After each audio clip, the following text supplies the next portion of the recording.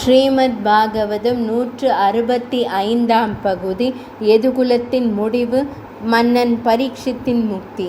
சிவபெருமான் மட்டுமல்ல, கூடவே பிரம்மதேவரும் தேவேந்திரனும் மற்ற தேவர்களும் கூட பகவான் ஸ்ரீ கிருஷ்ணனை காண வந்திருந்தார்கள்.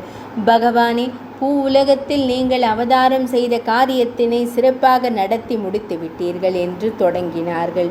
ஆம், குழந்தையாக பிறந்து பூதனையை வதம் செய்வதில் தொடங்கி பகவான் ஸ்ரீ கிருஷ்ணருக்கும் பலராம சுவாமிக்கும் ஏராளமான அரக்கர்களை கொன்று தீர்த்தாகிவிட்டது. குருக்ஷேத்திர போரில் பாண்டவர்களை முன்னிறுத்தி பகவான் ஸ்ரீ கிருஷ்ணர் யுத்தத்திற்கு வழிவகுத்ததில் லட்சக்கணக்கானவர்கள் மாண்டு விட்டனர். பூ உலகின் பாரம் குறைந்துதான் விட்டது.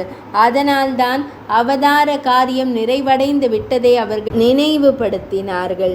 பிரம்மதேவர் கூறினார், பகவானே, இந்த பூ உலகிற்கு நீங்கள் வந்து 125 ஆண்டுகள் ஆகிவிட்டன.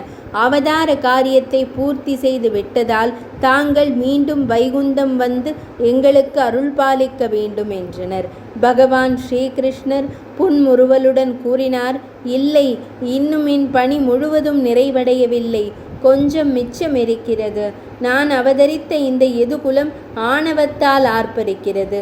தங்களை வெல்ல யாருமே இல்லை என்ற மகா கர்வத்துடன் அவர்கள் திரிகிறார்கள். உண்மையும் அதுதான். இவர்கள் என் ஒருவனுக்கு பயந்துதான் இப்போது கட்டுப்பட்டு கிடக்கிறார்கள். நான் இங்கிருந்து புறப்பட்டு விட்டால் அணையை உடைத்து கொண்டு ஓடும் காட்டாறாக பூமியையே நாசம் செய்து விடுவார்கள். எனவே இவர்களுக்கு ஒரு முடிவு கட்டிவிட்டு திரும்புகிறேன் என்றார். அதற்கு தகுந்தபடி சில காரியங்களை செய்தார். துவாரகையில் ஒரு யாகத்திற்கு ஏற்பாடு செய்து முனிவர்களான விஸ்வாமித்ரர், அசித்தர், துர்வாசர் போன்ற அநேக ரிஷி முனிவர்களை வரவழைத்தார். எல்லோருமே மூக்கின் நுனியில் கோபத்தை வைத்திருக்கும் ரிஷி முனிவர்கள் ஆவார்கள். ஒரு சின்ன அவமரியாதையையும் பொறுக்காமல் சீறி எழுபவர்கள். கண்ணனின் அழைப்பை ஏற்று ரிஷி முனிவர்கள் அனைவரும் யாகத்திற்கு வந்து சிறப்பித்தார்கள். கொஞ்சமும் நியமம் தப்பாமல் யாகத்தை மிக நல்ல முறையில் நடத்தி தந்தனர். பின்னர் பகவான் ஸ்ரீ கிருஷ்ணரின் மரியாதையை ஏற்றுக்கொண்டு அவர்கள் அங்கிருந்து புறப்பட்டு பிண்டாரகம் என்னும் தலத்திற்கு சென்றனர். அங்கே யதுகுலத்து இளைஞர்கள் சிலர் பேசி சிரித்து விளையாடி கொண்டிருந்தனர்.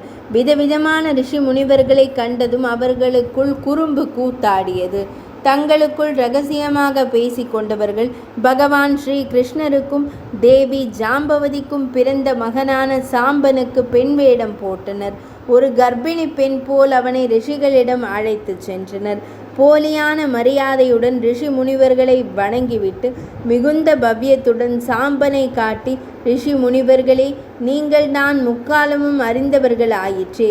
கர்ப்பமடைந்துள்ள இவள் தனக்கு பிறக்க போகும் குழந்தை ஆணா அல்லது பெண்ணா என்று அறிய விரும்புகிறாள். தயவு செய்து கூறுங்கள் என்றனர். 165ஆம் பகுதி இனிதே நிறைவடைந்தது.